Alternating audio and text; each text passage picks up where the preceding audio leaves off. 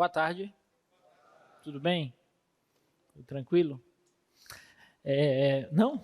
Por que já? Tudo bem. Hoje a gente vai começar a falar sobre cálculo de fato, né? Hoje a gente vai iniciar o nosso curso de cálculo. Essas 2 primeiras semanas a gente falou sobre matemática básica, tá?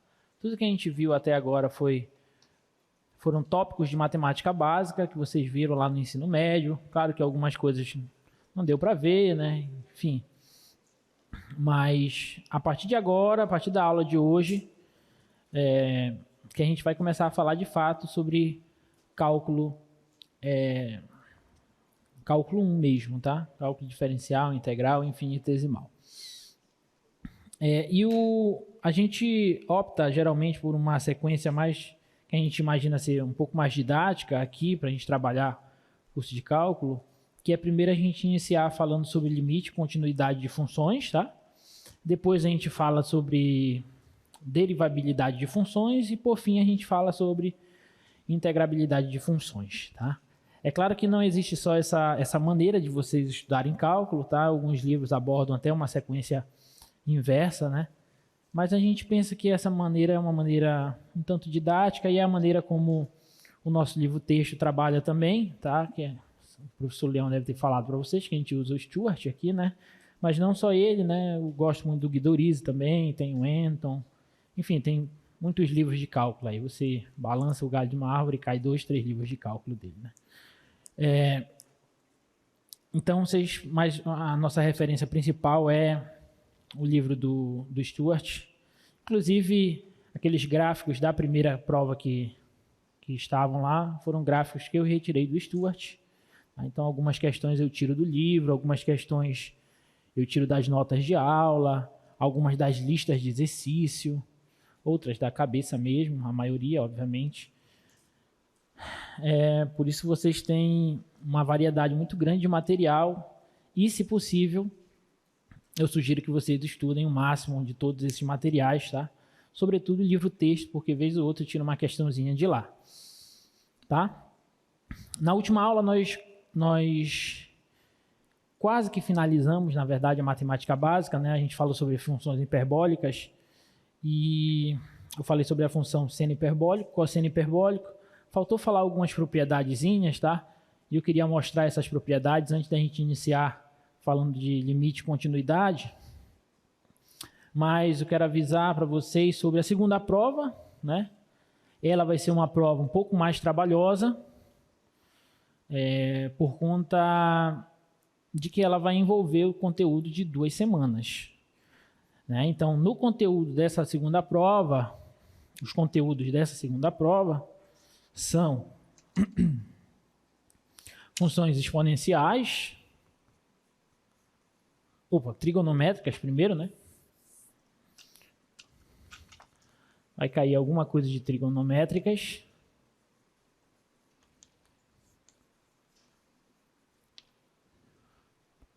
Exponenciais. Logaritmos.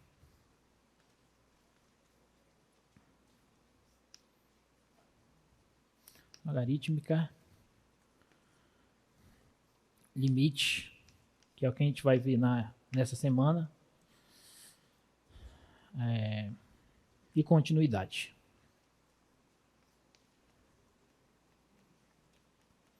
A prova já está elaborada carinhosamente, depois da vitória do Papão, né? Então, foi elaborado com todo carinho, tá? E vai cair alguma coisa de tudo isso, tá bom? Vai cair alguma coisa de função trigonométrica, alguma coisa de exponenciais e logarítmicas, uma questão de trigonométrica, uma questão de exponenciais e logarítmicas, e as outras 2, limite e continuidade, tá?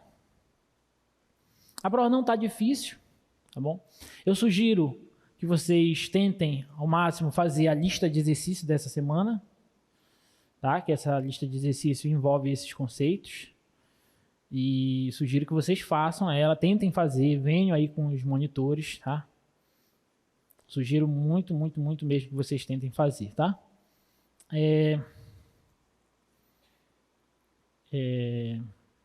sobre logaritmos exponenciais, eu gosto muito das aplicações, tipo aquelas questões que caem no Enem mesmo, sabe? Essas aplicações você tem uma função exponencial que modela algum fenômeno, aí ele te pede alguma coisa da questão que você tem que aplicar um logzinho, alguma coisa do tipo. Daqui a pouco eu vou mostrar uma aqui, mais ou menos. E sobre limite de continuidade é o que a gente vai falar na aula de hoje, tá bom? Então vão vir aí 4 itenzinhos, 40 minutos vocês vão ter para fazer a prova. O tempo vai ser ampliado por conta da quantidade de conteúdos, tá? 40 minutinhos vocês vão ter. Já combinamos, os outros professores e eu. Mas está tranquilo, tá, gente? Não fiquem com medo, não. Tá bem tranquilo a prova. Só estudem. Estudando a gente consegue, tá? Bom, sim, na última aula a gente parou nessa parte, né? Sobre funções hiperbólicas e funções seno hiperbólico e cosseno hiperbólico. Nós vimos a definição dela, nós vimos os gráficos dela, fizemos esses 2 exemplos, né? Nós mostramos que as funções seno e cosseno são respectivamente ímpar e par, né? E mostramos essa relação aí fundamental para as funções hiperbólicas. E só mostrei aqui rapidamente essas outras funções, né, que são derivadas delas, função tangente, cotangente. Aquela pergunta que alguém tinha me feito sobre se a tangente hiperbólico é o seno sobre o cosseno hiperbólico, não é verdadeira, tá? Eu confirmei, não sei quem foi que me perguntou, mas eu confirmei. Na verdade, se uma função é o quociente entre 2 funções, a inversa dessa função não é o quociente das inversas dessas outras 2 funções, tá? Isso não se aplica para todas as funções. Secante hiperbólico, cossecante hiperbólico, que nós vimos, tá? E eu deixo esses exemplos que eu não vou fazer, mas vocês podem tirar um print do quadro aí, do slide, tá? Tirem um print aí. E depois vocês tentem fazer. São itens bem tranquilos, é somente você pegar, por exemplo, seno hiperbólico de 0. Você vai lá para a definição do seno hiperbólico, que é essa daqui, e no lugar de x você bota o 0. Então vai ficar e elevado a 0, que dá 1, menos e elevado a menos 0, que também dá 1. Então fica 1 menos 1 sobre 2, que dá 0. Então seno hiperbólico de 0 é 0. Acabou. Tá bom? Você faz esse restante aí para as demais. Vou deixar essas daí como exercício, porque tem muita coisa para a gente falar hoje sobre limites e continuidades. Aqui algumas aplicações que eu havia falado para vocês, tá? A catenária é uma das mais conhecidas aplicações que envolve um cosseno hiperbólico, e essa curva modela os fios pendurados entre 2 hastes, né? A velocidade de uma onda aquática é calculada por essa expressão, e essa expressão envolve uma tangente hiperbólica aqui. Então tem várias aplicações com funções hiperbólicas, tá? E algumas proposições. Lembra que as funções trigonométricas circulares, elas têm algumas relações, algumas proposições importantes, né? As trigonométricas hiperbólicas também, tá? Então, por exemplo, essa primeira aqui nos diz que a função seno hiperbólico ela é ímpar. Essa segunda nos diz que a função cosseno hiperbólico é par. Nós falamos sobre isso na aula anterior. Tá? Essa daqui foi a relação fundamental das funções trigonométricas hiperbólicas, que nós demonstramos na aula anterior.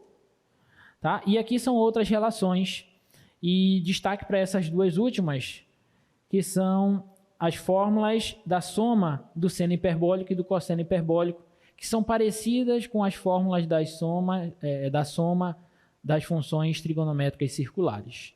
Tá bom? Lembra daquela minha terra sem palmeiras, onde canta sabiá e tal? Né? Seno do A, cosseno B, seno B, cosseno A. Exatamente a mesma expressão das funções trigonométricas circulares, tá? Só que essa daqui, lembra que na circular, quando aqui é mais, aqui fica menos. Essa daqui continua mais, tá? Enfim, deixo essas relaçõezinhas para vocês.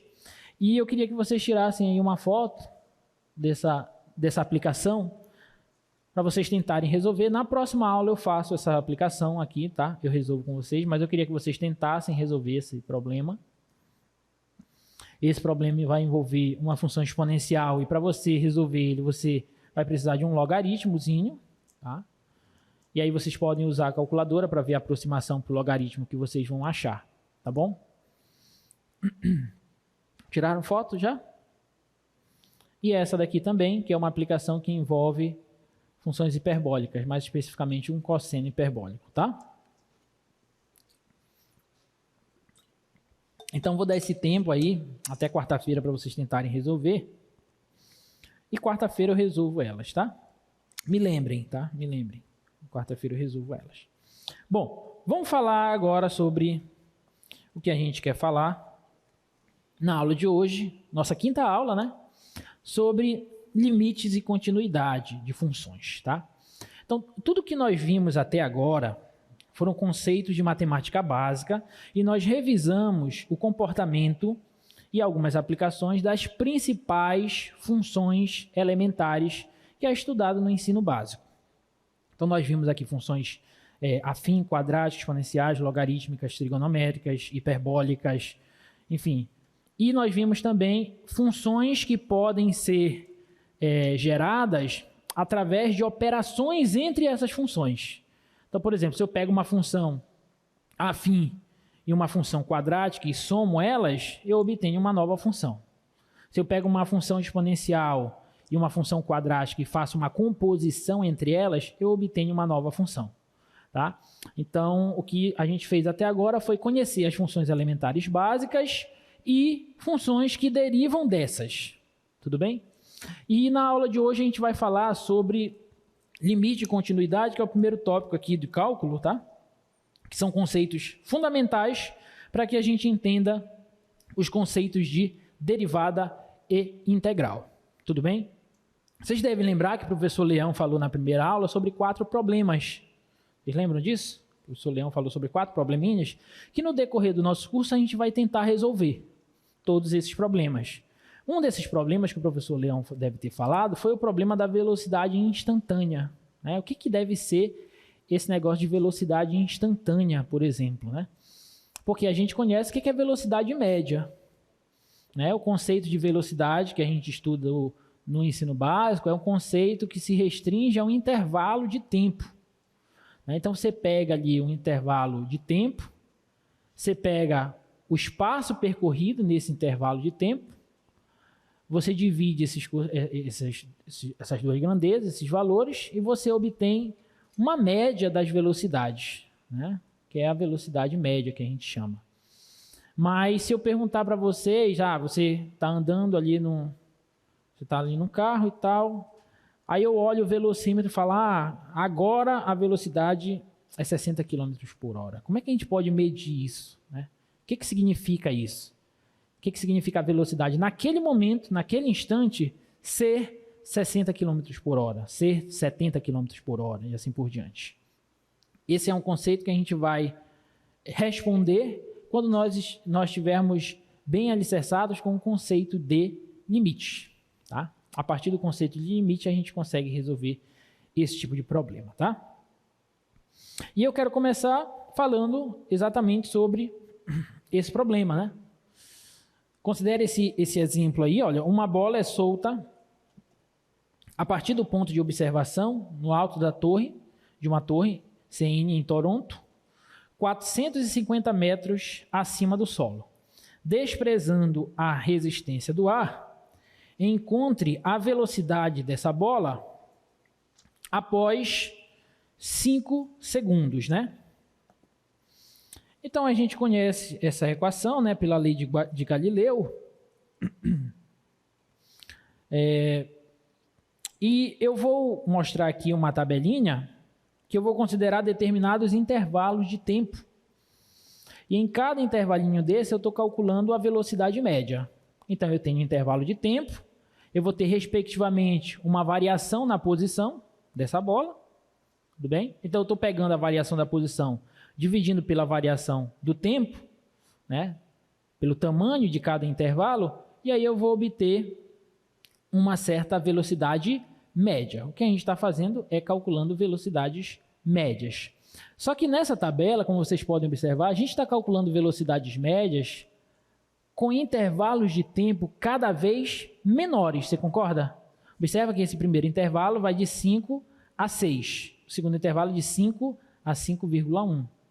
O outro de 5 a 5,05. Então, eu estou diminuindo o tamanho dos intervalos. Por que eu estou diminuindo o tamanho dos intervalos? Porque eu estou querendo estudar o comportamento da velocidade próximo do tempo t igual a 5. É isso que eu estou querendo fazer. Eu estou querendo verificar como que a velocidade se comporta próximo de t igual a 5. Porque eu estou interessado no instante t igual a 5. Como é que deve se comportar? E aí, se a gente olhar só para os valores da velocidade, parece que quando o tempo for 5 segundos, a velocidade vai ser de quanto? Parece que ela vai ser 49. Você concorda?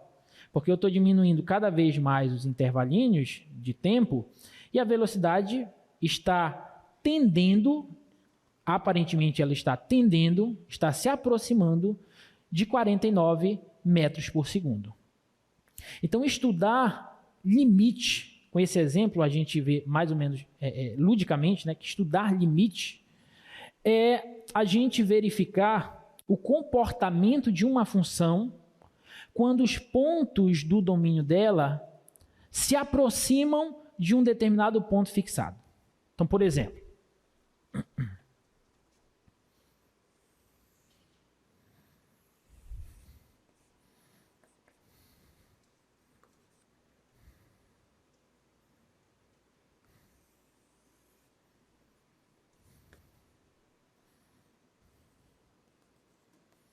considera esse ponto P.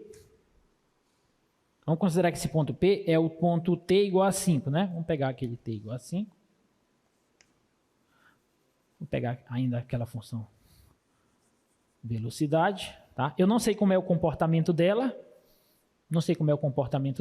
do gráfico da função, tá? A gente poderia descobrir, mas não é o nosso interesse agora. Mas o que aquele probleminha está falando é o seguinte, ó, quando eu peguei... Deixa eu melhorar esse gráfico aqui. É um gráfico assim. Quando eu peguei o t variando de 5 até 6, a velocidade média deu aquele resultado, 53, alguma coisa. Tudo bem? E aí eu fui reduzindo o tamanhinho do intervalo. Ou seja, eu fui me aproximando do 5. Eu fui fazendo o que a gente vai ler da seguinte forma. A gente fez o t, que é a variável tempo, t, tender a 5. Em notação matemática, a gente faz assim, ó, t com uma setinha para o 5. Tudo bem? Então, isso aqui significa t tender a 5. Alguma dúvida até aí? O que aconteceu com as velocidades? As velocidades foram aparentemente se aproximando de 49. Então, eu vim caminhando com t tendendo a 5 e as velocidades, elas vieram se aproximando de 49. Tudo bem? Então, aparentemente, esse 49 é o valor para o qual a função se aproxima quando o t se aproxima do ponto 5. Ok? Então, intuitivamente, o conceito de limite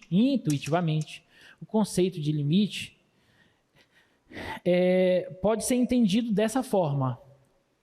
Calcular o limite de uma função é você verificar para qual valor essa função está tendendo quando os pontos do domínio dela tendem para o ponto que você está estudando, está interessado.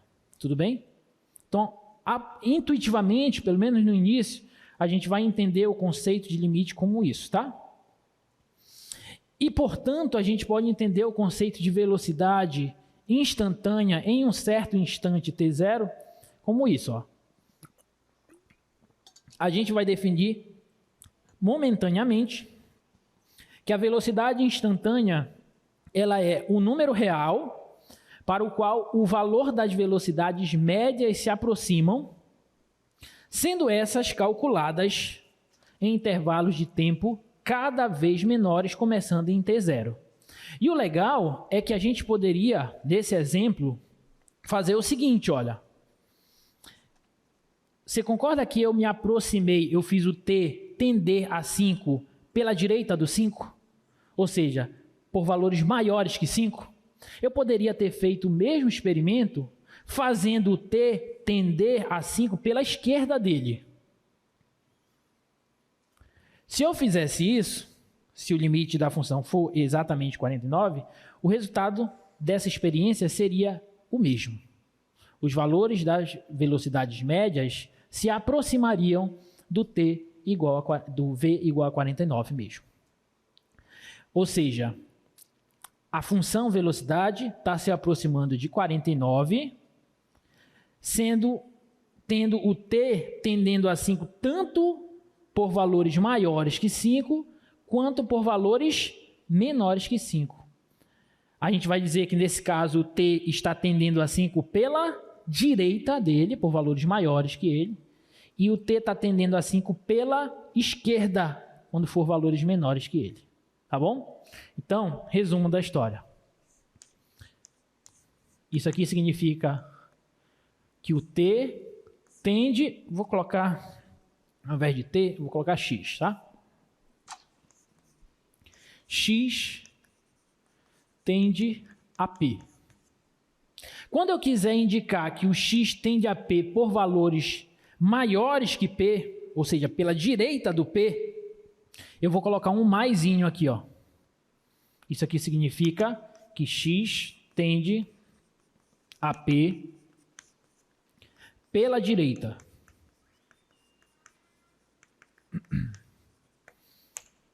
E quando eu quiser dizer que o x tende a um valor P por valores menores que ele, então eu vou dizer que ele tende a P pela esquerda, tá? E aí eu vou usar essa seguinte notação. X tende a P com sinalzinho de menos. Ah, isso aqui significa x tende a P pela esquerda.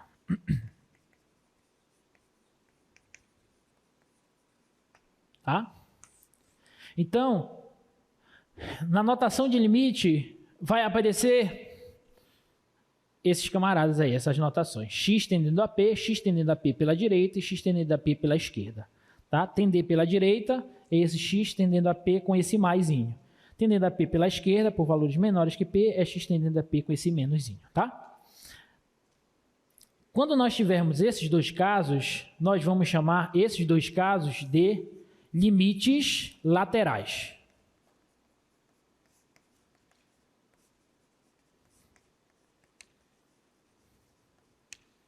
Tudo bem? Esses dois casos aqui serão os casos quando nós estivermos trabalhando limites laterais.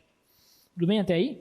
Alguma dúvida? Só estamos falando sobre uma noção intuitiva de limite e sobre as notações que vão aparecer, tá? Então, por exemplo, vou desenhar um gráfico aqui.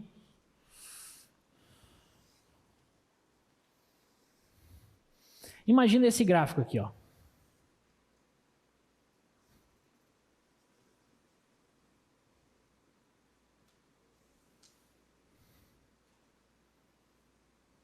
Bolinha aqui aberta.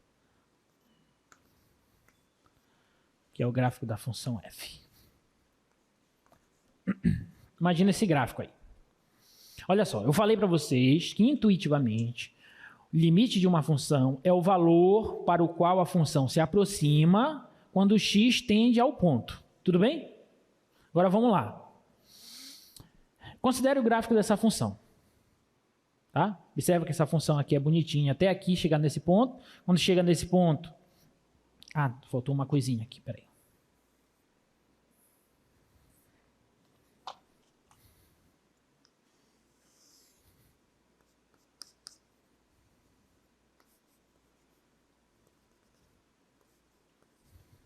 Tá, então quando chega nesse ponto,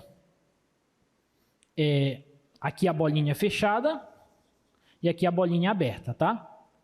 Esse aqui, o par ordenado desse ponto aqui é P e L1 e desse ponto aqui, bolinha aberta, é P, L2. Tudo bem? Aí olha só, com essa explicação, com essa definição um tanto imprecisa, mais intuitiva de limite que eu dei para vocês, que é, novamente, o limite de uma função vai ser o valor para o qual essa função se aproxima quando x tende ao ponto. Tudo bem? É uma definição um tanto imprecisa, mas só para a gente tentar entender logo o que é esse conceito de limite. Eu quero que vocês tentem me dizer qual é o limite dessa função f quando x tende ao ponto P. Ou seja, quando os valores de x se aproximam de P, qual que deve ser o limite dessa função f? Hã?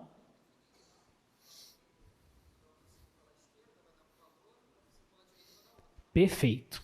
A gente vai dizer que não que ele é indefinido, a gente vai dizer que ele não existe, que essa função não tem limite nesse ponto, tá? Por quê? Porque quando eu me aproximo de P pela direita, a função, os valores da função estão se aproximando de quem? De L2. E do outro lado, quando eu me aproximo de P pela esquerda, os valores da função estão se aproximando de quem? De L1. Só que a gente vai ver, eu ainda não falei, obviamente, a gente ainda não viu nada de limite, a gente só está falando aqui aleatoriamente, brincando aqui, conversando. Eu ainda não falei nada de limite, mas tem um teorema importante, e quem já viu, quem já estudou antecipadamente as notas de aula, coisa que eu já falei para vocês fazerem, já deve ter visto que quando pela direita a função se aproxima de um valor e pela esquerda a função se aproxima de um outro valor diferente do primeiro, então a gente diz que a função não tem limite nesse ponto. O limite da função naquele ponto não existe. Tudo bem? Então, nesse caso aqui, nós vamos dizer que a anotação que a gente vai usar é a seguinte, ó. L e M, que é limite.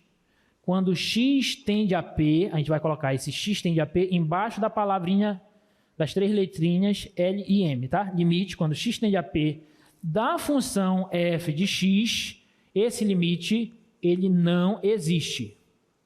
Não é que ele é zero ou algum outro valor, ele não existe. Tudo bem? Alguma dúvida?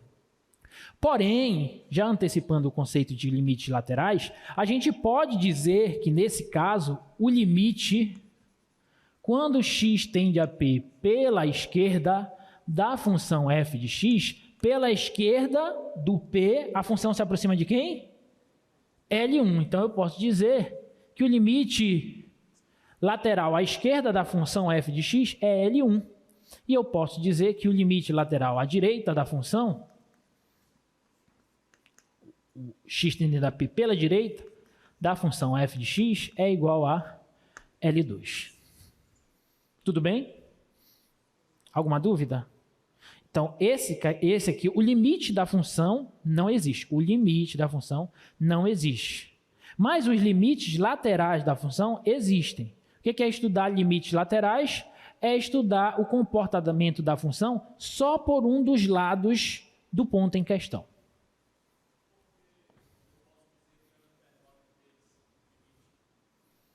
Como é? Não entendi.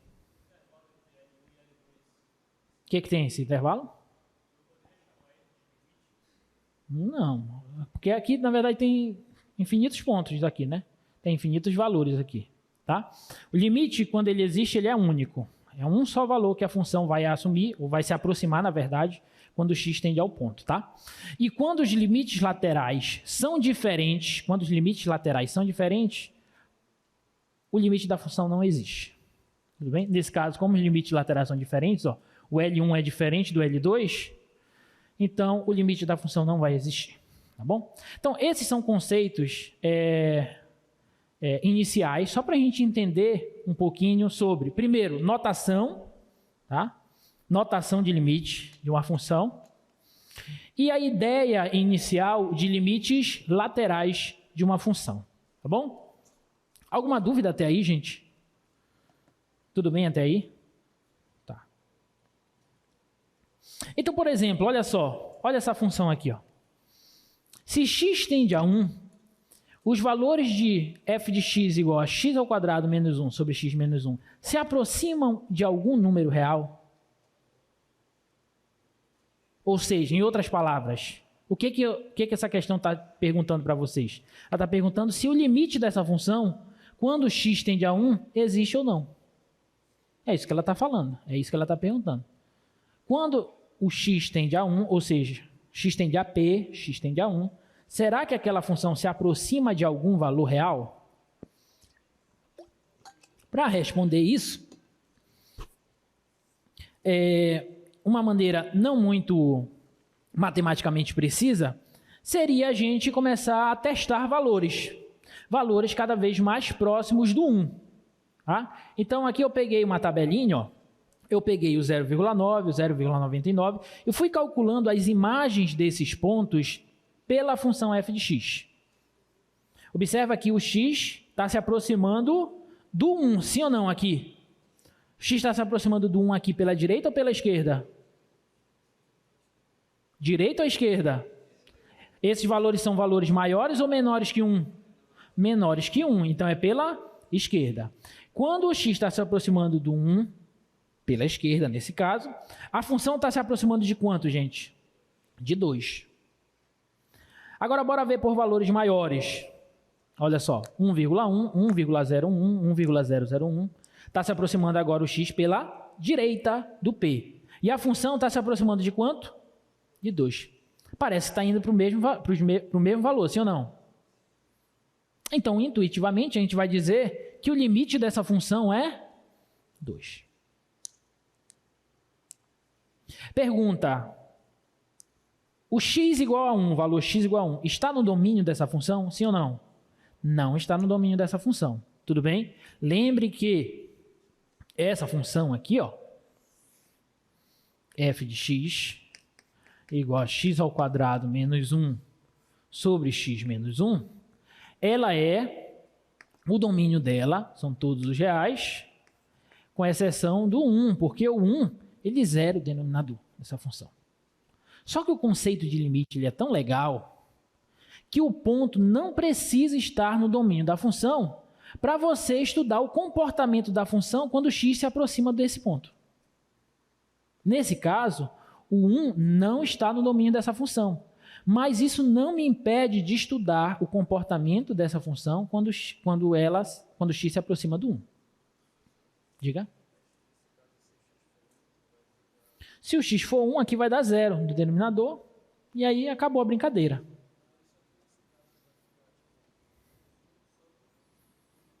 Vai ficar 1 menos 1 sobre 1 menos 1, vai ficar 0, e aqui dá 0. Se deu 0 no denominador, a gente já não tem mais o que fazer.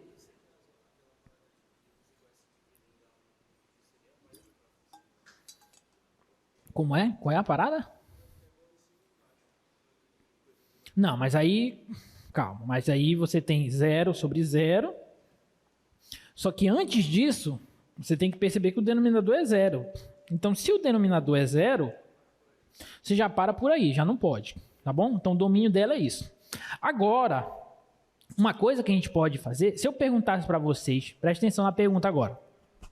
Se eu perguntasse para vocês, qual é o gráfico, qual é o esboço do gráfico dessa função? Como que vocês esboçariam o gráfico dessa função? Vocês sabem esboçar o gráfico dessa função? É uma reta? Por que é uma reta?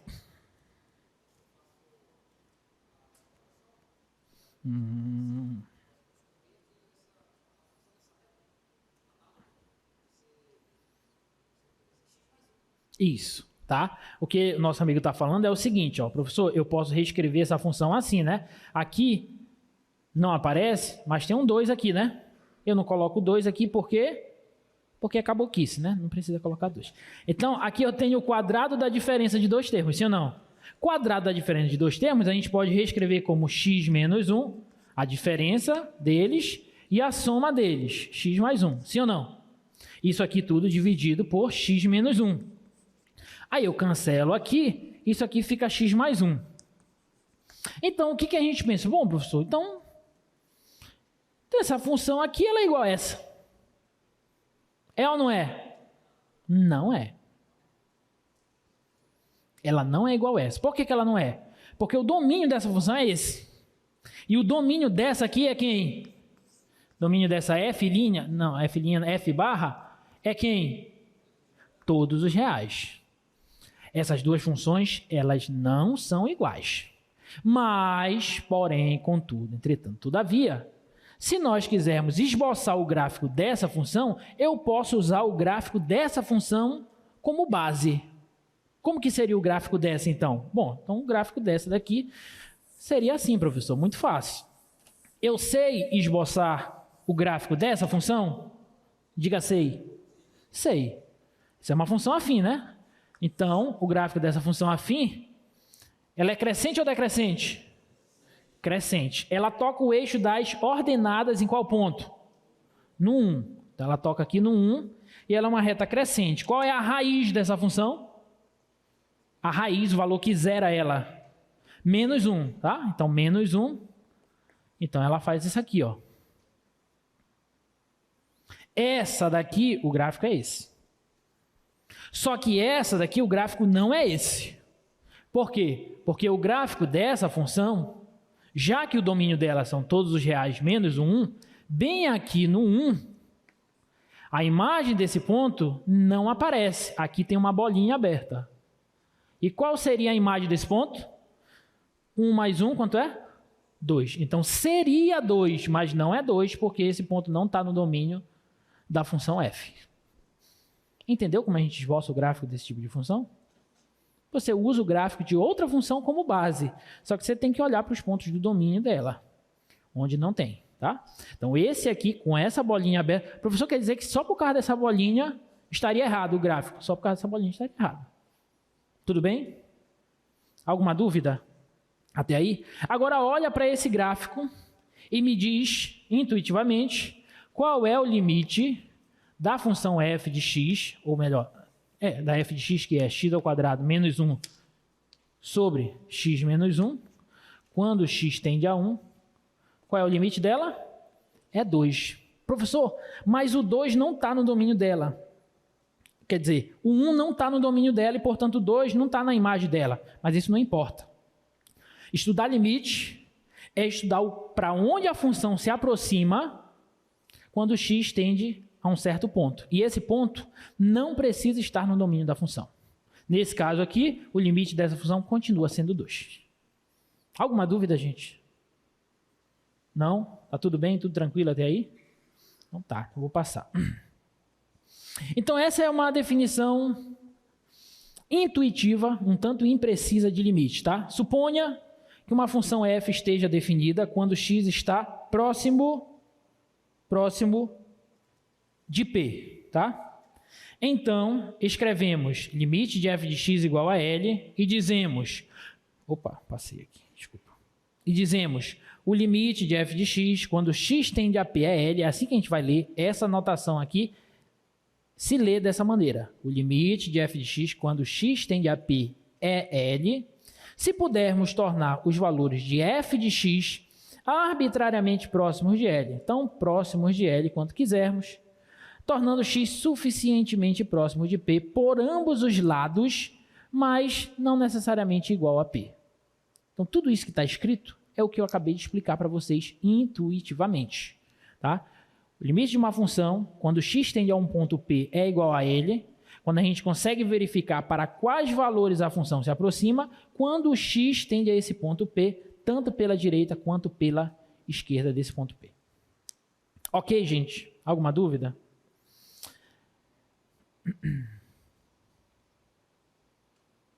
Agora, por que essa definição, professor, o senhor falou uma definição imprecisa? Porque o que a gente está fazendo primeiro, que o que a gente está fazendo não é um tanto correto, digamos, matematicamente. Tá? E dependendo do tipo de função que a gente vai trabalhar, pode ser que essa definição intuitiva, imprecisa, falhe. Por exemplo, essa função. Olha essa função. Considere essa função seno de x, de π sobre x, quando x tende a zero. Primeira pergunta, o zero está no domínio dessa função? Não. Primeira coisa é isso, o zero não está no domínio. Isso me impede de estudar o limite da função? Não. Continuo podendo estudar o limite dela tranquilamente. Então, o que a gente vai fazer? A gente vai tentar verificar para onde essa função, seno de π sobre x, vai quando x tende a zero, tanto pela direita quanto pela esquerda. Ok? Então, olha só. Peguei aqui essa sequência de números. Os valores de x estão se aproximando de zero? Sim. Pela direita ou pela esquerda? Pela direita, né? Pela direita. Maiores que zero. E com essa sequência de números, a função está indo para onde? Na verdade, ela é sempre zero com essa sequência. Então, a gente poderia dizer que o limite dessa função, quando x tende a zero, é zero. Pela ideia que nós tivemos agora. Sim ou não? Mas isso não é verdade para essa função. Essa função não é verdade. Por quê, professor? Isso é falso. Porque se eu pegar essa sequência, se eu pegar 2 sobre 101, 2 sobre 1001, 2 sobre 10.001, observa, o resultado dessas frações está se aproximando de zero? Sim ou não? Mas se eu fizer esse cálculo, os valores da função para essa sequência de números é sempre 1. E mais, se eu pegar essa outra sequência, os valores da função serão sempre menos 1. Então a gente pode ficar assim, bom, professor, então o limite dessa função é 0, é 1 e é menos 1? Não, o limite tem que ser único.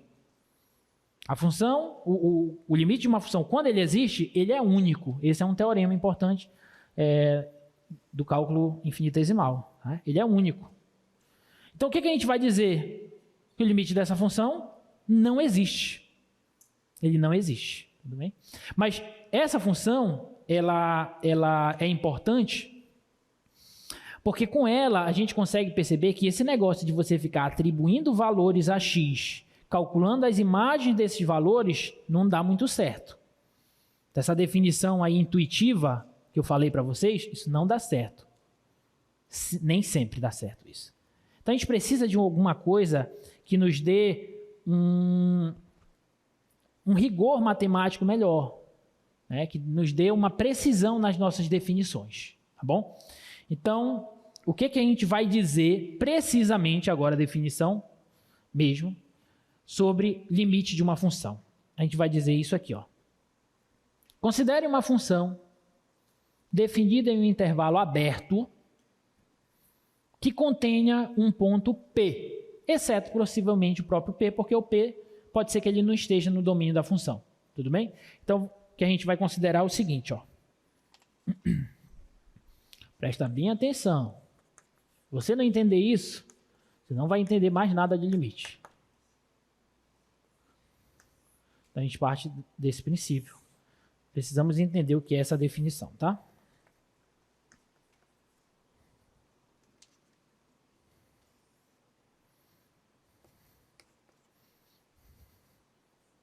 Considere o ponto P.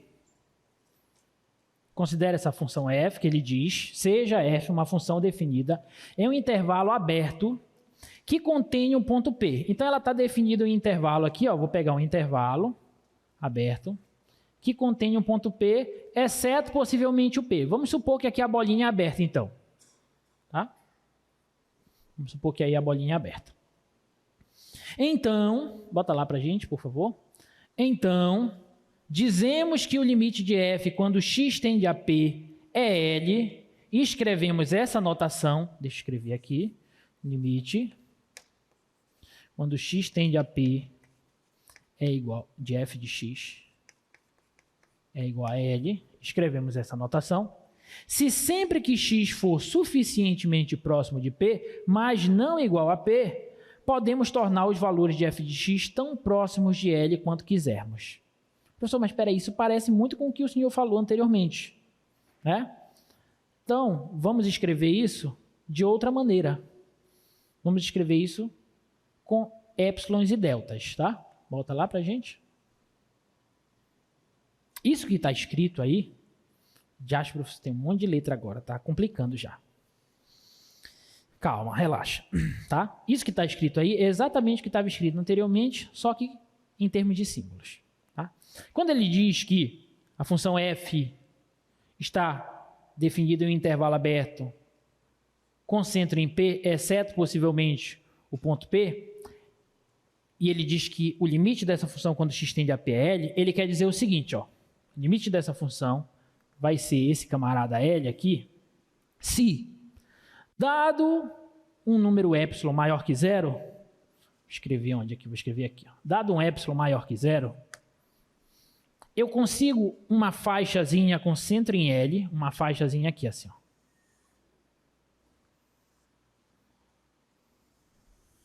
Eu consigo uma faixazinha com centro em L e intervalo epsilon. Então, se aqui é L e esse tamanhozinho aqui, ó, esse tamanho daqui para cá é epsilon e esse tamanho daqui para cá é epsilon. Tudo bem até aí? Então, se aqui é L e daqui para cá é epsilon, quanto que vale esse ponto aqui? É L mais epsilon, concorda? Aqui é L mais epsilon. Então, se daqui para cá é L e isso aqui daqui para cá é epsilon, então esse ponto bem aqui é quanto? L menos epsilon, concorda? Então, a brincadeira de limite vai ser a seguinte, ó. Dado qualquer epsilon maior que zero, qualquer epsilon, você tem que conseguir uma faixa de centro em P, tal que qualquer ponto do domínio dessa função dentro dessa faixazinha, desse intervalinho, as imagens desses pontos caem nesse intervalo. Por exemplo, poderia conseguir essa faixazinha bem aqui, ó.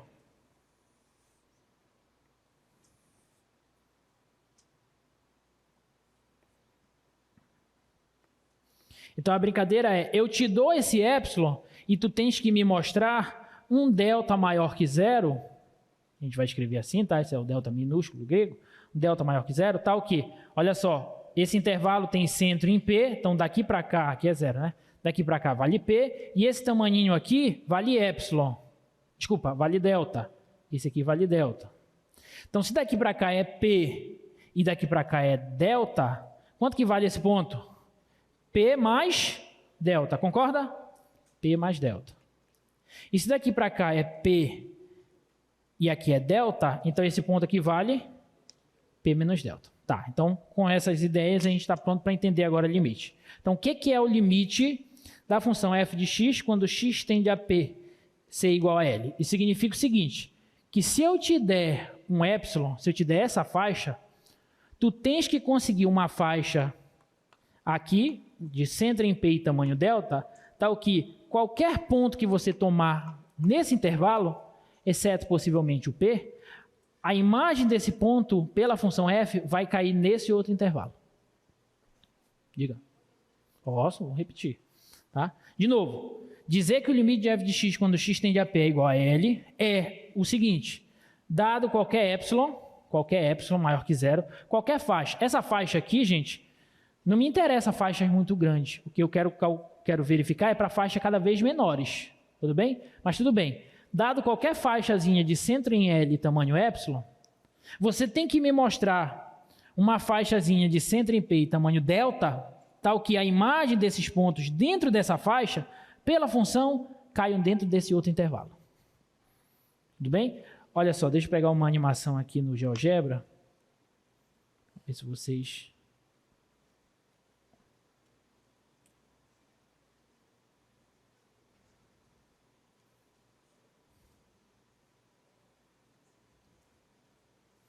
Olha só, vamos pegar isso aqui, ó. Está aqui o ponto P, está aqui o L, que inicialmente é candidato a limite, tá? Vamos dizer que esse cara aí é um candidato a limite dessa função. Então eu vou te dar uma faixa, bora pegar essa faixazinha aqui, ó. Bora pegar essa faixazinha, o centro em L e tamanho epsilon, esse epsilon aqui é 1,02. O que é que você tem que fazer? Você tem que me mostrar uma faixa de centro em P e tamanho delta, tal que qualquer ponto que esteja nessa faixa, a imagem desse ponto tem que cair dentro dessa outra faixa. Tá? Então, uma faixa, olha só. Essa faixa aqui, ó. Essa faixa vai servir para a gente? O que vocês acham? Não, né? Porque se eu pegar um cara bem aqui, ó, presta atenção, se eu pegar um cara bem aqui, a imagem desse cara vai estar bem por aqui, assim, acima, sim ou não? Vai estar dentro dessa faixa? Não. Então esse delta aqui não nos serve. Eu tenho que pegar um delta maior ou menor? Menor. Então bora pegar um delta menor. Essa faixa bem aqui, ela nos serve? Essa nos serve. Porque olha só, se eu pegar qualquer ponto dentro dessa faixa, dentro desse intervalo, a imagem desse ponto, pela função f, vai cair dentro desse intervalo. Concorda com isso?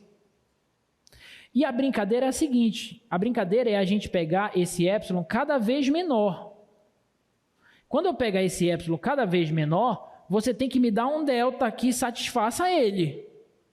Se você não conseguir um delta que satisfaça ele, para qualquer valor epsilon, então o limite não vai ser esse L. Tá? Então, esse epsilon aqui, por exemplo,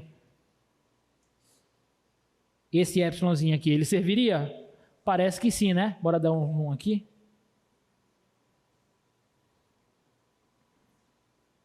Olha só, parece que ele serve, né? Qualquer ponto nessa faixa, a imagem desse ponto vai estar dentro dessa outra faixa. Isso é a definição de limite, tá bom? Para cada epsilon que você tomar, para qualquer epsilon que você tomar, você tem que conseguir um delta que satisfaça essa propriedade. Se você conseguir, então o limite dessa função, quando x tende ao ponto P, vai ser L. Alguma dúvida, gente, disso? Ficou claro esse conceito, essa ideia? Quem que são iguais? Esse aqui de cima e esse de baixo? Não, eles são diferentes, né? Porque aqui é L mais epsilon e aqui é L menos epsilon. Então, por exemplo, se o L for 10 e o epsilon for 1, então aqui em cima seria 11 e aqui embaixo seria 9, por exemplo, tá? Eles são diferentes. Era essa a dúvida ou era outra coisa? Era? Tá. Beleza.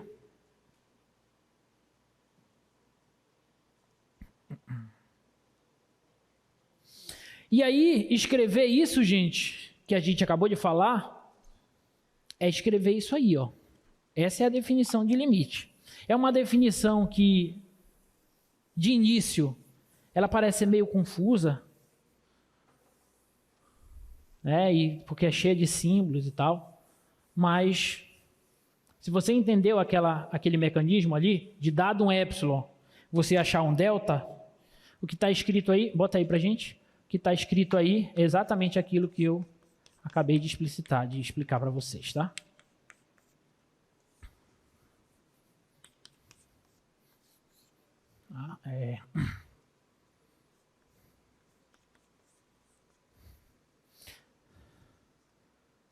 Na verdade, só tem um errinho aí. Esse x pertencer ao domínio de f. Ah, não. X pertencer ao domínio de f está certo. É o p que não precisa pertencer.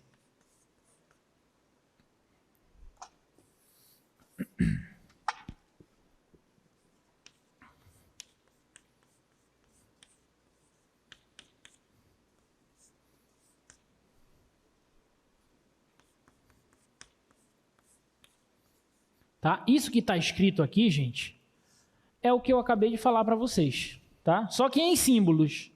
Em matemática a gente usa símbolos para explicar as coisas. Então, em símbolos, isso que eu acabei de explicar, é isso aqui que está escrito. Tá? Então, o limite de f de x quando x tende a p é um número real L. É um número real L.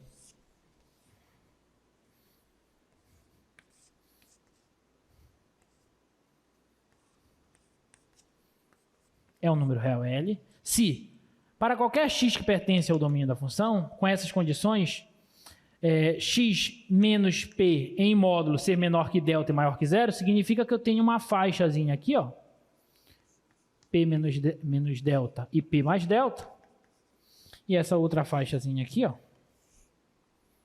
L mais epsilon, aqui é o candidato L e aqui é L menos epsilon. Então, dado, faltou escrever aqui, né?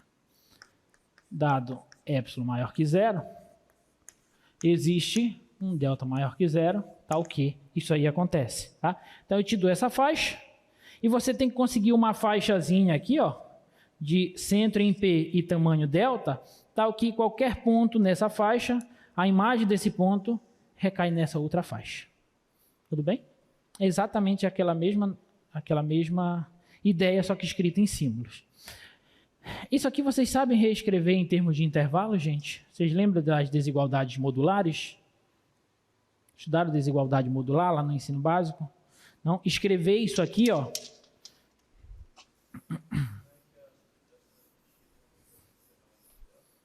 Oi? Alguém falou alguma coisa?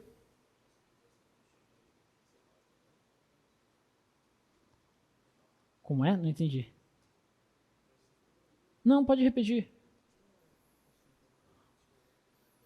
Em termos de intervalo. Vou escrever isso aqui, ó, x menos p menos delta em termos de intervalos.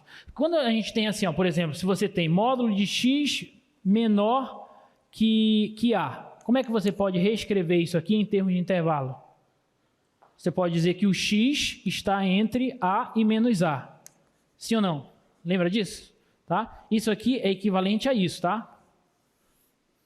Então, se eu quiser reescrever aquilo ali, ó, módulo de x menos p menor que delta, isso aqui é equivalente a gente dizer que x menos p está entre delta e menos delta. Compara isso com isso. Tudo bem? Ó, aqui é x menos p. Aqui é a, aqui é delta. Então aqui fica x, que é o cara de dentro do módulo, entre esse positivo e negativo. Então aqui fica x menos p, o cara de dentro do módulo, entre esse positivo e negativo. A mesma coisa. Tudo bem? Só que aqui eu vou fazer o seguinte, ó. Eu vou somar P a todos os membros dessa desigualdade. Então vai ficar assim, ó, P menos delta menor que x menos P mais P menor que delta mais P, ou P mais delta. Tudo bem até aí? Somei P para todo mundo. P menos delta, x menos P mais P e P mais delta. Então esse camarada cancela, ó. Então isso é equivalente a dizer isso aqui, ó, que x está entre P mais delta e P menos delta. Olha só, isso aqui é equivalente a isso, que é exatamente o que está aqui, ó. Eu vou tomar os pontos, os valores de x nesse intervalo, entre P menos delta e P mais delta. Tudo bem? E a outra parte, que é essa daqui, exatamente aquela outra parte lá, tá? Só por questões didáticas, deixa eu repetir aqui. Olha só. Módulo de f de x menos L menor que epsilon. Então, isso aqui é equivalente a dizer que menos epsilon é menor que f de x menos L, que é menor que epsilon.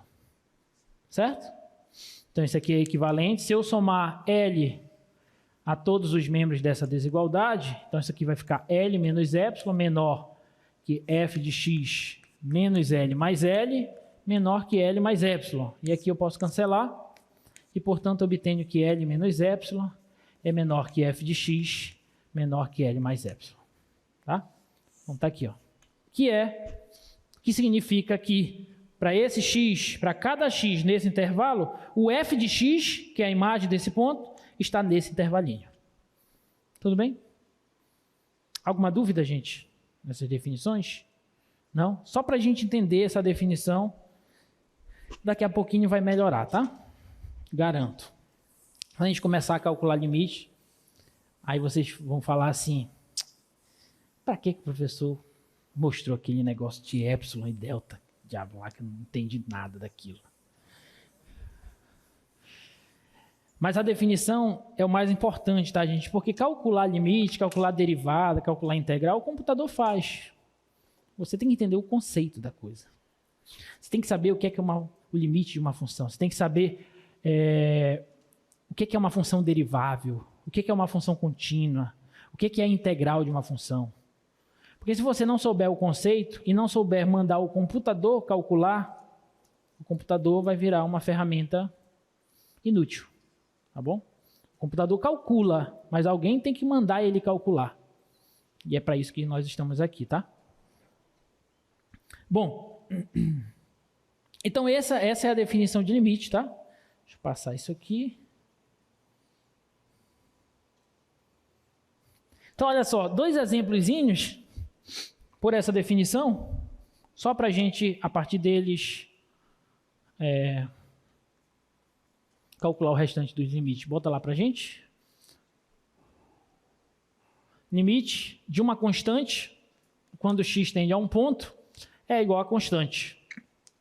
E o limite de x, quando x tende ao ponto, é igual a esse ponto.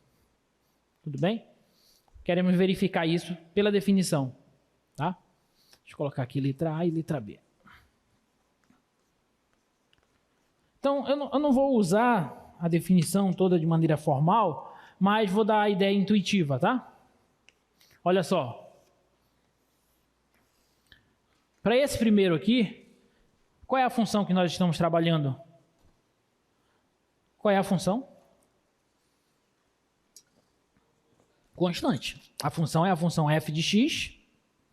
Para esse daqui, a função f de x igual a c. C constante. Como é o gráfico de uma função constante? É uma reta horizontal, tá? A partir do ponto C, né? Então, ponto C está aqui o gráfico dela.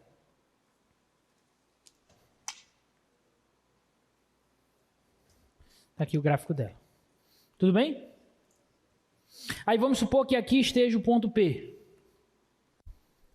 Eu quero verificar que o limite dessa constante, quando x tende a P, é igual à própria constante. Graficamente, isso aí é óbvio. Graficamente isso é óbvio. Eu me aproximo do P, o gráfico se aproxima de C. Então o limite é C. Tudo bem? Alguma dúvida até aí? Graficamente é óbvio. Mas como é que a gente pode falar isso com aquela definição? A gente fala assim, ó. Dado qualquer faixa de centro em C e raio ε, ou seja, aqui é C mais ε e aqui é C menos ε, C menos ε, então eu vou olhar para essa faixazinha aqui, ó. Eu pergunto para vocês, qual que tem que ser o tamanho do intervalo delta para que, por exemplo, qual que tem que ser esse tamanho para que qualquer valor x nesse intervalo, P menos delta e P mais delta, a imagem desse ponto caia nesse intervalo? Qualquer delta serve. Se eu pegar esse delta do jeito que está aqui, ele serve? Serve, porque se eu tomar qualquer ponto aqui nesse intervalo, a imagem desse ponto é C. E o C está nesse outro intervalo que eu defini. Então, já está mostrado em palavras, né? A gente só tinha que passar isso para o papel. Já está mostrado que dado ε, a gente poderia escrever assim, ó, dado qual é ε maior que zero, tome qualquer delta maior que zero. Bem? Qualquer delta maior que zero. Então eu tenho que sair daqui, ó, pela definição, eu tenho que sair daqui e chegar aqui, ó. Tudo bem? Tem que sair daí e chegar aqui. Então, o que a gente faz? Então, eu pego o módulo de x, menos p, então, tenho zero, menor módulo de x menos p, menor que delta. E isso aqui sempre vai implicar em f de x menos c, que é o candidato a limite, menor que ε. Por quê? Porque esse camarada aqui, ó, quem é o f de x? Não é c? O f de x não é c? Então vai ficar módulo de c menos c menor que ε. E c menos c é zero. Então zero é menor que ε. Tudo bem? Então, para qualquer ε maior que zero, basta que eu tome qualquer delta maior que zero, que isso aqui vai ser atendido. Tudo bom? Então, a gente já conseguiu mostrar que o limite de uma constante é a própria constante para qualquer ponto. Só falta esse. Mas esse aqui pelo gráfico também é imediato, olha.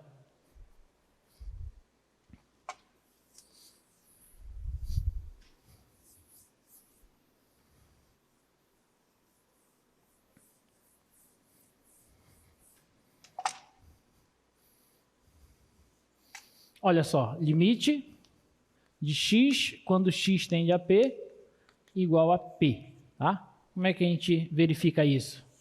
Pelo gráfico. Só você olhar assim, ó. Essa função, a função aqui é f de x igual a x. Sim ou não? F de x igual a x. F de x igual a x é essa reta aqui, ó. Ok? Essa reta aí. Vamos tomar um ponto P.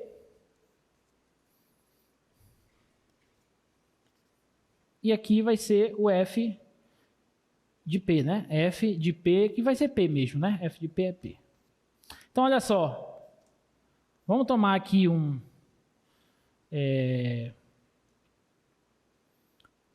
Vou chamar esse L, que é o candidato a limite, tá? Então aqui seria L mais epsilon e aqui L menos epsilon. Que na verdade é P mais epsilon e P menos epsilon, tá? Então vamos pegar essa faixazinha. A pergunta que eu faço para vocês é o seguinte: qual que tem que ser o valor, o tamanho da faixa, o maior valor da faixa aqui no domínio, para que qualquer ponto nessa faixa, a imagem desse ponto caia nessa outra? Quanto que tem que ser o delta? Eu te dei um epsilon maior que zero. Está aqui, eu te dei esse intervalo. Quanto que tem que ser o delta? Igual a epsilon. Basta tomar o delta igual a epsilon. Por quê? Porque se eu tomar o delta igual a epsilon, aqui eu coloquei L, mas na verdade é P.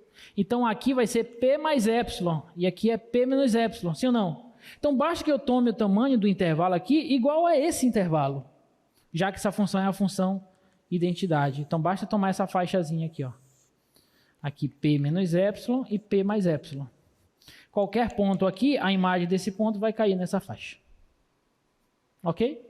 Então a gente acabou de olhar, só pelo gráfico, né? A gente não vai ficar escrevendo essas definições por epsilon e deltas, mas acabamos de verificar que o limite da função x, quando x tende a P, é igual ao próprio P. De fato, né, gente? Se o x está se aproximando de P, esse x aqui vai se aproximar de quem? De P. Acabou. Tudo bem? Alguma dúvida, gente, até aí? Não? Deu para entender essa definição? Bom, com essa definição e essas propriedades, a gente vai conseguir começar a resolver limites, tá? De maneira algébrica. Essa propriedade é uma propriedade importante. Com elas, a gente vai conseguir calcular limites de outras funções, tá? Então, olha só. Suponha ser uma constante real e os limites de f de x e g de x, quando x tende a P, esses limites existem, tá? Então, o limite da soma é a soma dos limites. O limite da diferença é a diferença dos limites. O limite do produto de uma função por uma constante é o produto da constante pelo limite da função. O limite do produto das funções é o produto dos limites. E se a função g for diferente de zero, for não nula, e o limite dela também for não nulo, então o limite do quociente é o quociente dos limites. Isso aqui é necessário para que o denominador não zere. Alguma dúvida? Então, esse teorema, que são essas propriedades, a gente já vai usar, tá bom? A gente já vai usar essa propriedadezinha. Tudo bem? Beleza? Então, com isso aqui, ó, com isso e com esse teorema, a gente já pode resolver limites, tá? Olha só, vamos começar por esse. Utilizando as propriedades do limite, verifique que o limite de x ao quadrado quando x tende a P é igual a P ao quadrado para todo, esse A ao contrário é para todo, P real, tá? Como é que a gente resolve esse limite, então? Bom, o limite de x ao quadrado quando x tende a P, eu posso reescrever isso aqui como o limite. Bom, x ao quadrado, como é que a gente pode reescrever? Posso dizer que é x vezes x, concorda ou não? X ao quadrado é x vezes x.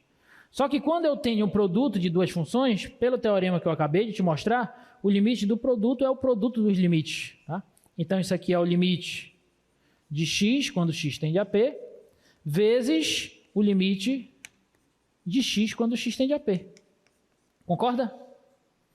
Só que quanto é esse limite? Acabamos de falar ali, ó. Esse limite é P. Isso aqui é P. E isso aqui também é P. E P vezes P é P ao quadrado. Então, acabamos de mostrar que o limite de P de x ao quadrado quando x tende a P é P ao quadrado. Tá claro? Alguma dúvida?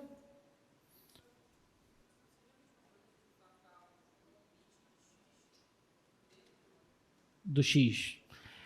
Vai ser a mesma coisa daqui a pouquinho quando a gente falar de continuidade de funções.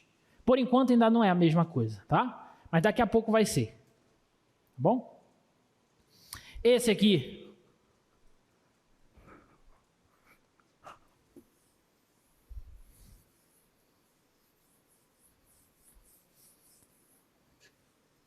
limite,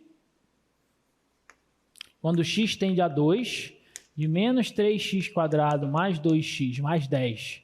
Eu quero mostrar que esse limite é 2. Vamos verificar se ele é 2. Bom, quando eu tenho, aqui observa que eu tenho 3 fatores, 3 monômios somados. E eu sei que o limite da soma é o quê? A soma dos limites. Então eu posso destrinchar isso aqui assim, ó, limite quando x tende a 2 de menos 3x² mais o limite quando x tende a 2 de 2x mais o limite quando x tende a 2 de 10. Concorda?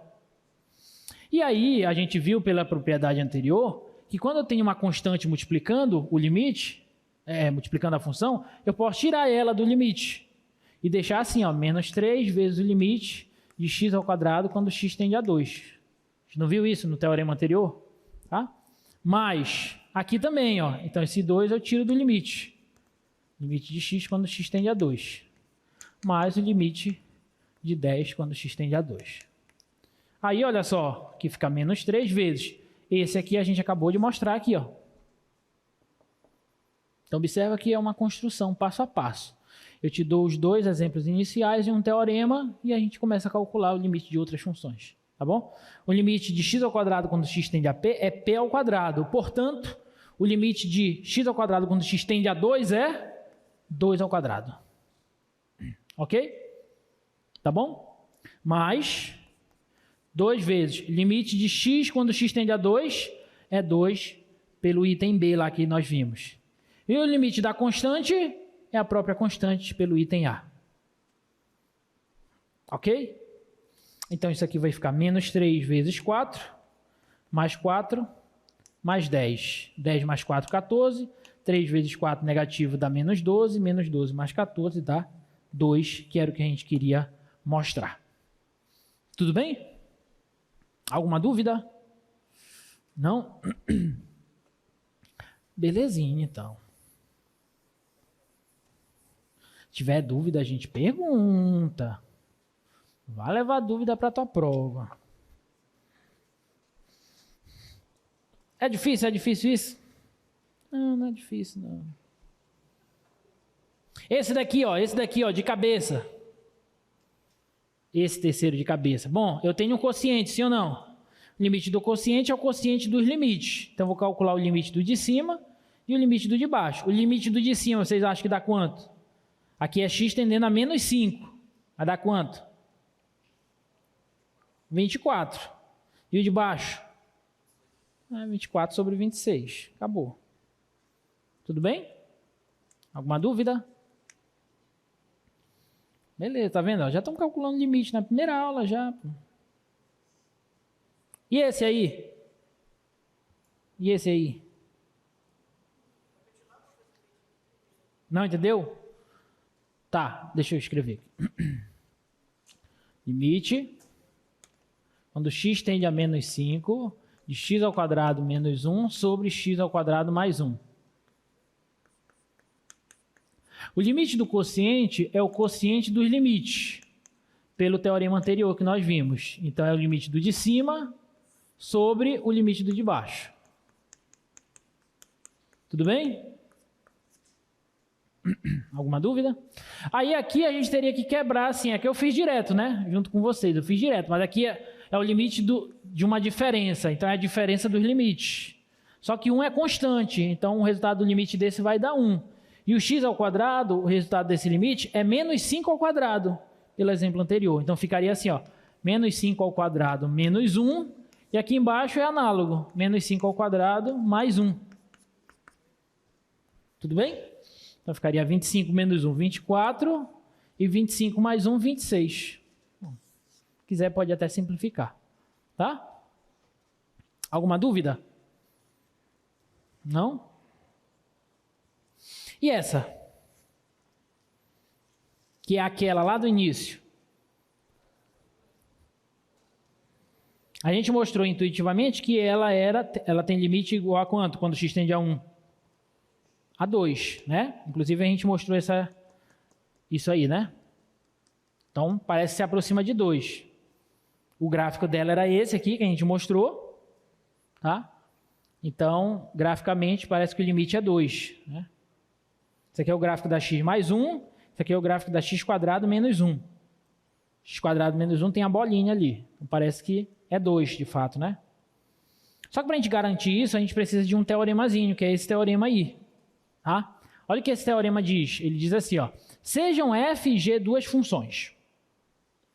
Se existir um delta maior que zero, tal que as funções f e g são iguais para qualquer ponto no intervalo a menos delta e a mais delta, e x diferente de a, e se o limite da g existir, então o limite da f também vai existir e esses limites são iguais. Não entendi, professor. Deixa eu fazer um desenhozinho aqui para você entender esse teorema.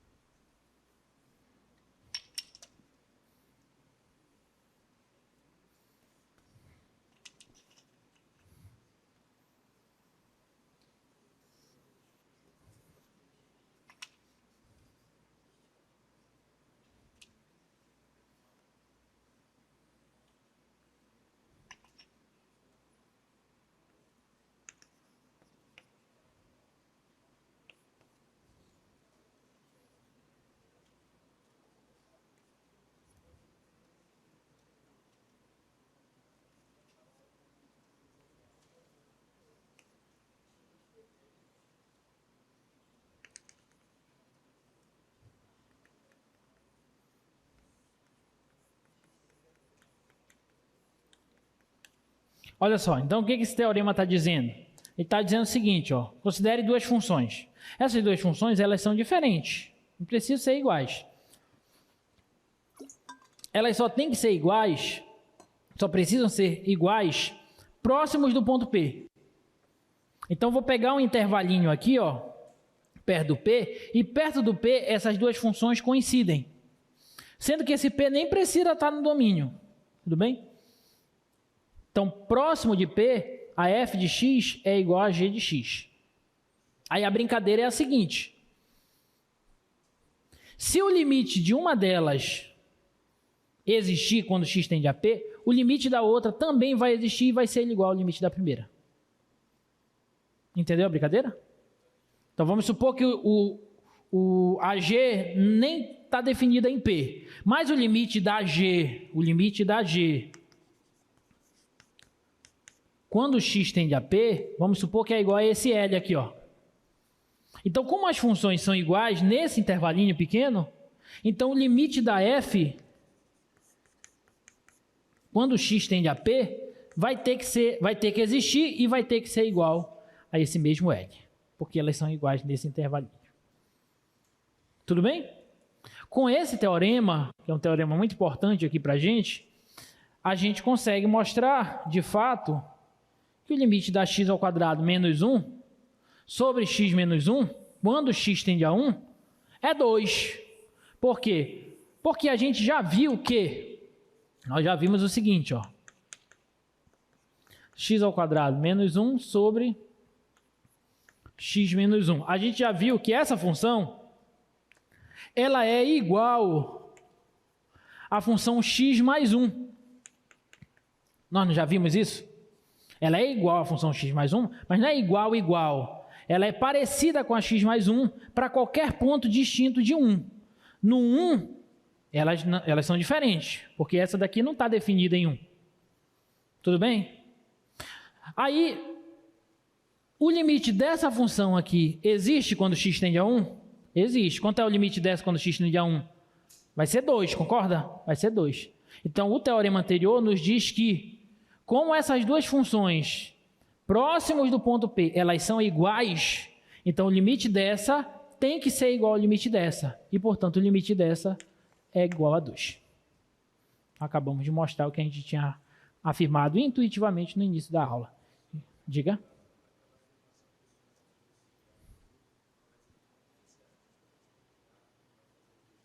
A? Ah, não, aquele A, na verdade é P, né? Eu coloquei P aqui, lá no slide tá A, mas A e P é a mesma coisa. Aquele A é só para representar esse ponto P. É porque lá eu escrevi A e aqui eu escrevi P, tá? Não, pois é, porque eu coloquei, aqui a bolinha está aberta. Pode ser que não seja o A, entendeu? Como essa daqui. Essa está definida em 1, essa tá. Essa está definida em 1, essa não. Mas próximo do 1, elas são iguais. Então, se próximo do 1 elas são iguais e o limite dessa existe, então o limite dessa outra existe também e é igual ao limite dessa. Tá bom? Ok? Beleza. Então, a gente já sabe e já até calculamos alguns limites bem básicos, tá? Depois a gente vai resolver alguns limites mais sofisticados. E agora a gente parte para a segunda parte da nossa aula de hoje, que é a parte de continuidade de funções, que é uma parte muito importante. Tá? O conceito de continuidade de funções, ele é o principal conceito dessa primeira parte do nosso curso. Tá? Então, o que é uma função contínua em um ponto de seu domínio? Tá? Então, a definição é essa, mostra aí para a gente. Considere um intervalo I e um ponto P que pertence a esse intervalo. Então, dizemos que a função f definida nesse intervalo I em R é contínua em um ponto P, lembrando que esse ponto P tem que estar no domínio da função. Então, a função é contínua nesse ponto P. Se o limite da função quando x tende a P é igual à imagem desse ponto P pela função. Essa é a definição de função contínua. Tá? Simplesmente isso. Deixa eu escrever aqui. A definição de uma função contínua em um ponto de seu domínio é essa. Uma função é contínua em um ponto de seu domínio quando o limite dessa função, quando x tende a esse ponto, é igual à imagem da função nesse ponto.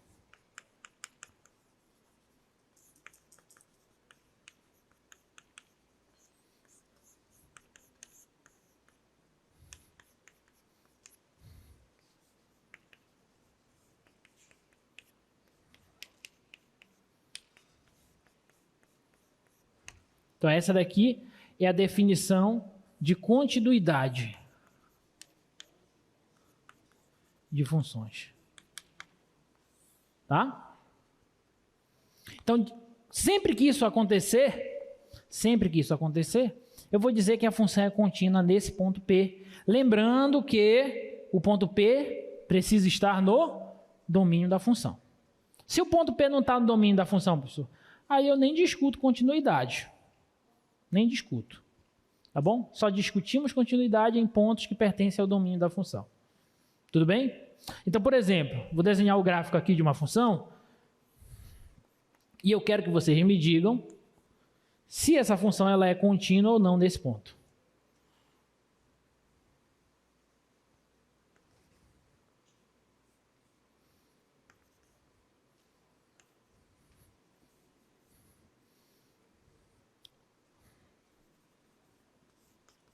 Essa função, o que vocês acham?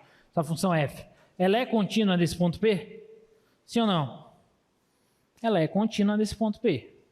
Por quê? Porque o limite dessa função, f de x, quando x tende a P, quando x tende a P tanto pela direita quanto pela esquerda, direita e esquerda, os valores da função estão se aproximando desse camarada, que é a imagem desse ponto.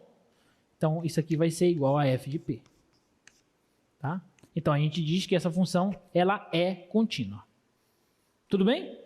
Agora, essa outra aqui, ó.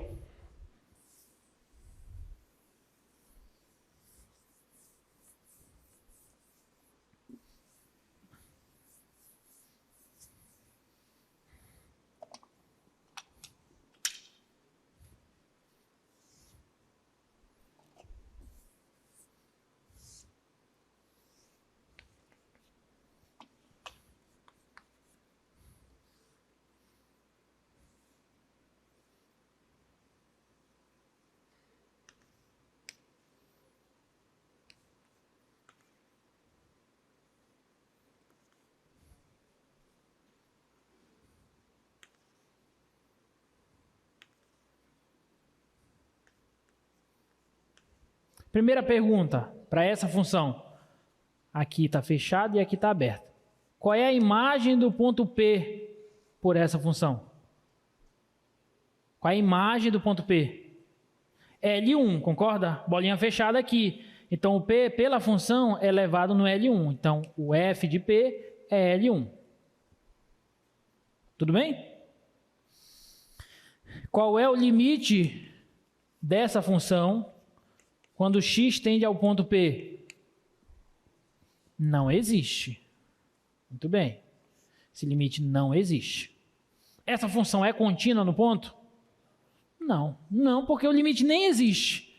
Para ser contínua no ponto do seu domínio, o limite tem que ser igual à imagem do ponto. Ou seja, o limite precisa existir. Se o limite não existe no ponto, então a função não é contínua no ponto. Então, essa é contínua, essa não é contínua. Tudo bem? Outro.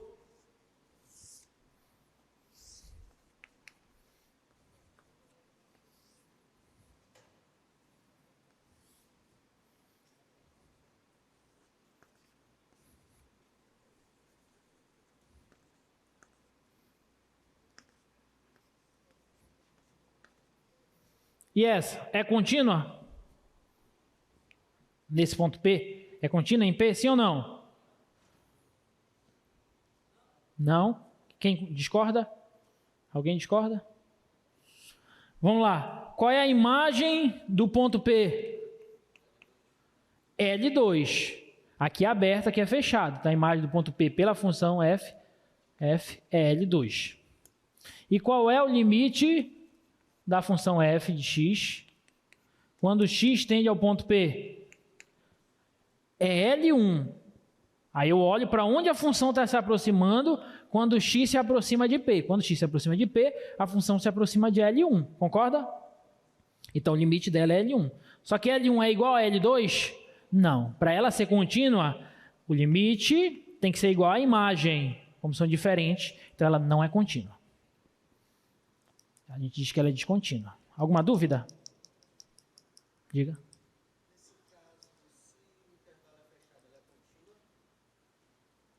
Mas aqui o intervalo é fechado.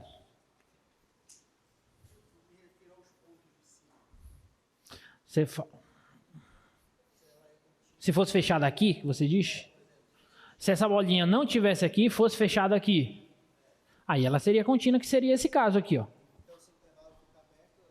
Não, mas calma. O que você entende por intervalo aberto, intervalo? Porque essa bolinha aqui não é um intervalo. Isso aqui é um ponto só desse intervalo aqui. Tá? Você pode pensar assim, se eu tiver... Isso aqui a gente chama de descontinuidade de salto. Porque a função vem aqui, aí quando chega bem aqui, ela salta para cá e depois volta para continuar, entendeu? Então, com essa bolinha aberta, a gente diz que a função ela é descontínua nesse ponto. Nesse caso aqui, também eu tenho um... Isso aqui, limite nem existe, né? Então, ela não é contínua nesse ponto. Esse aqui, ela é contínua. Uma ideia geométrica para a gente entender quanto que uma função é contínua ou não, é a seguinte, pega um giz, um lápis, e faz uma curva no papel. Uma curva que represente gráfico de função, obviamente. Faz um gráfico no papel. Se você conseguir desenhar o gráfico dessa função sem tirar o lápis do papel, então você vai desenhar o gráfico de uma função contínua. Se em algum momento você tirar o lápis do papel, a função vai ser descontínua no ponto. Ok? Alguma dúvida mais?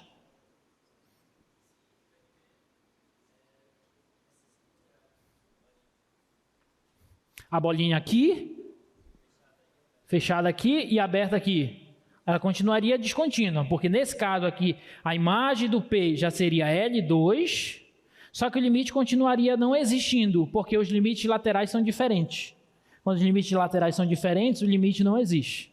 Tá bom? Então ela continuaria descontínua nesse ponto. Tá bom? Ok, galera? Tudo bem? Tudo tranquilo, né? Então, olha só. Com essa definição, a gente conclui que para uma função ser contínua em um ponto de seu domínio, ela precisa estar definida no ponto. Primeira coisa, ela tem que estar definida no ponto. Se ela não estiver definida no ponto, eu não discuto continuidade. Tá? O limite tem que existir e o limite tem que ser igual à imagem da função desse ponto. Tudo bem? Ok? Essas funções, a função constante e a função identidade, elas são funções contínuas em todo ponto do seu domínio. Por quê? Porque o limite da constante é a própria constante. O limite da identidade, quando x tende a um ponto, é igual a esse ponto, como nós vimos anteriormente, tá? Então, essas duas funções são contínuas, ok? Quando uma função é contínua em todos os pontos do seu domínio, porque pode ser, por exemplo, vamos voltar bem aqui, ó.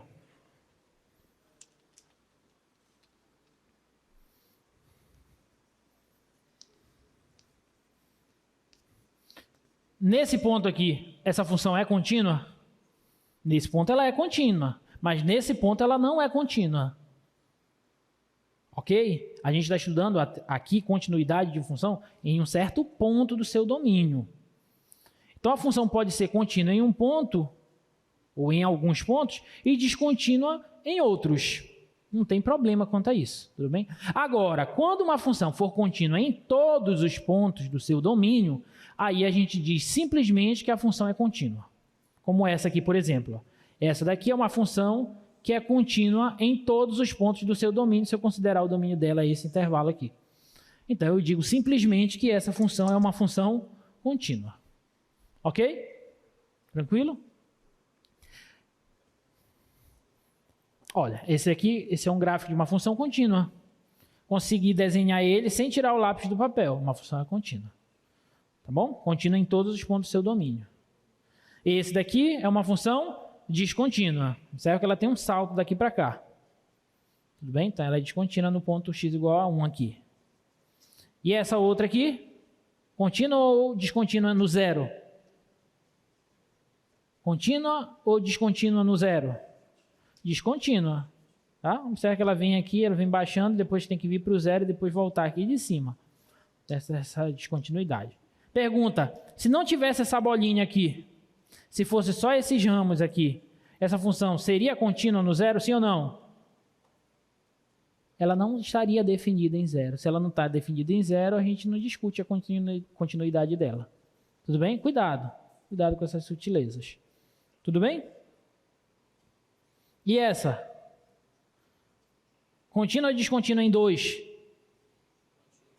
Em 2 é contínua. E no 4? No 4 é descontínua. Tudo bem? E aí o legal, gente, é o seguinte. Todas as funções elementares que nós estudamos, elas são contínuas em seus domínios. E isso é lindo. Isso é maravilhoso. Isso é sensacional. As funções elementares, todas, elas são contínuas em seus domínios. Polinomiais, racionais, exponenciais, trigonométricas, potências e logarítmicas. As hiperbólicas que faltaram aí, são contínuas em seus domínios. Então, isso significa o seguinte, aí olha só, que lindo agora. Aí agora tudo, professor, agora ficou lindo, agora ficou maravilhoso. Porque agora, já que eu sei que as funções elementares que nós estamos estudando, elas são contínuas em seus domínios, e eu sei que se uma função é contínua, eu sei que o limite dela, quando x tende ao ponto, é igual à imagem da função no ponto. Como eu sei isso? E eu já sei que todas as funções elementares, inclusive as composições, etc., são contínuas. Então, quando eu quiser calcular, por exemplo, bota lá para a gente, limite 5x ao quadrado menos 6x mais 2 quando x tende a 2. Se eu quiser calcular esse limite, essa função ela é contínua no seu domínio? Ela é contínua. Então, para eu calcular esse limite, eu não preciso mais ficar usando aquele teorema. Basta pegar o 2, se ele estiver no domínio da função, basta pegar o 2 e substituir. Encontrar a imagem da função no ponto. Que é esse f de p aqui. Então, isso aqui vai ficar 5 vezes 2 ao quadrado, menos 6 vezes 2, mais 2. Isso aqui vai dar 5 vezes 4, 20, menos 12 mais 2, menos 12 mais 2 dá menos 10, 20 menos 10 dá 10. Então, esse limite aí dá 10, acabou. Não é fácil? Muito fácil. Tudo bem? Mas isso se a função for contínua no ponto, e para ela ser contínua nesse ponto, esse ponto tem que estar no domínio dela. Se o ponto não estiver no domínio, aí você tem que dar o seu jeito para calcular o limite. Tudo bem?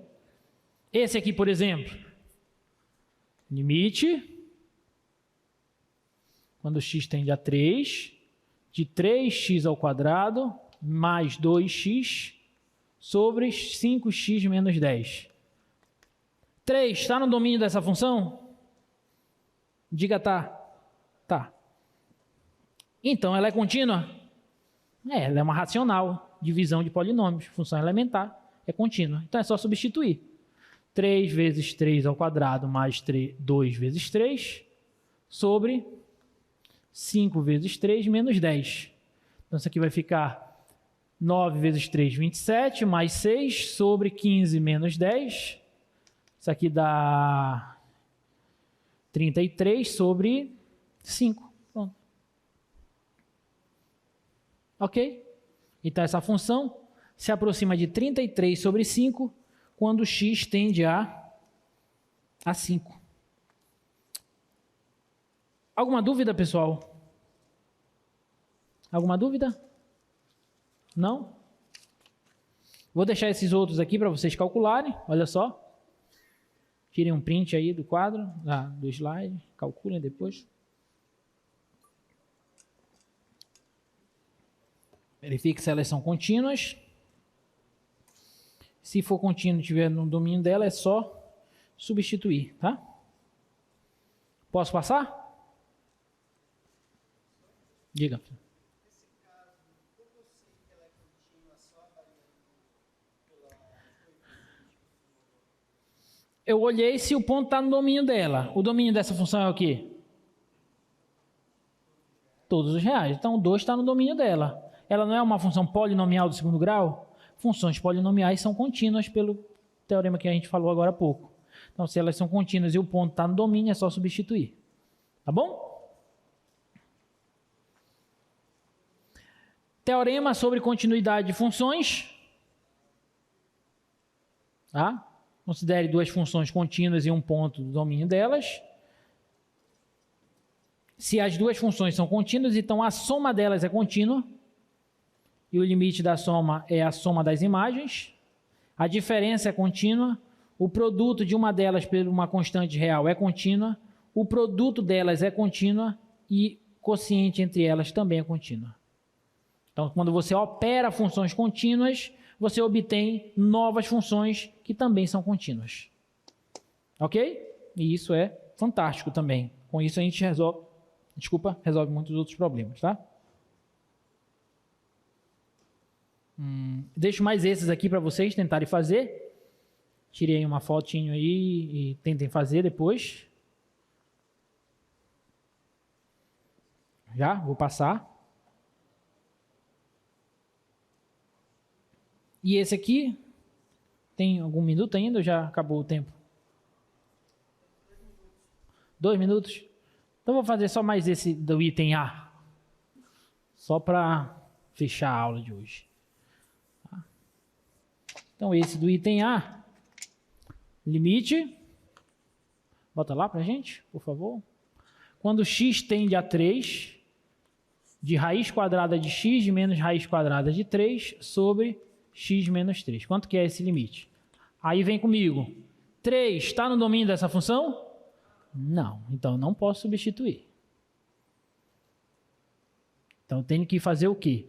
Uma solução seria a gente tentar encontrar uma outra função que seja igual a ela, com exceção no ponto 3, obviamente, tal que o limite dessa outra função exista. Se o limite dessa outra função existir, então o limite dessa vai ser igual ao limite dela, dessa outra função. Tudo bem? Como é que a gente vai encontrar uma outra função aqui? Aí você pode fazer assim, ó. Tem duas maneiras, né? Você pode multiplicar isso aqui pelo conjugado desse fator de cima, né, que é raiz de x mais raiz de 3 sobre raiz de x mais raiz de 3. Tudo bem? E aqui você vai ter o seguinte, ó. Isso aqui vai ser igual ao limite Quando vocês estiverem resolvendo o limite, não esqueça de colocar a notação, viu? Porque quando chega na prova, o cara coloca o limite só aqui e o resto ele vai colocando só os cálculos aqui, esquece da notação e perde ponto. Aí depois vem reclamar. Por quê? Porque esqueceu da notação. Tá bom? É importante. Então isso aqui vai ficar, produto da soma pela diferença de dois termos é quanto? Quadrado do primeiro menos o quadrado do segundo, sim ou não? Então fica raiz de x ao quadrado menos raiz de 3 ao quadrado, sobre esse vezes esse, que é x menos 3, vezes raiz de x mais raiz de 3. Aqui esse quadrado cancela, observa que o x tende a 3, são valores positivos, é só cancelar o quadrado com esse daqui. Isso aqui fica limite quando o x tende a 3 de x menos 3, sobre x menos 3, vezes raiz de x mais raiz de 3. Aí olha que bonito. Então, isso aqui vai ser igual ao limite, quando x tende a 3, de raiz de x mais raiz de 3. Sim ou não? Não. Quando eu cancelei, ficou quem aqui no numerador? Ficou 1. Não vai fazer isso, senão tu vai perder a tua questão. Raiz de x mais raiz de 3. Essa função está definida em 3? Essa está. Então, ela é contínua em 3, uma função racional. Tudo bem? Ela é contínua nesse ponto. Então, é só substituir. Acabou. Tudo bem? E o limite dessa vai ser igual ao limite dessa. Então, isso aqui vai dar... Quando eu substituir aqui, ó, vai ficar 1 sobre raiz de 3 mais raiz de 3. Concorda? Então, fica 1 sobre 2 raiz de 3. Pronto. Aí. O limite desse troço aí é aquele outro troço lá. Tudo bem, gente? Alguma dúvida?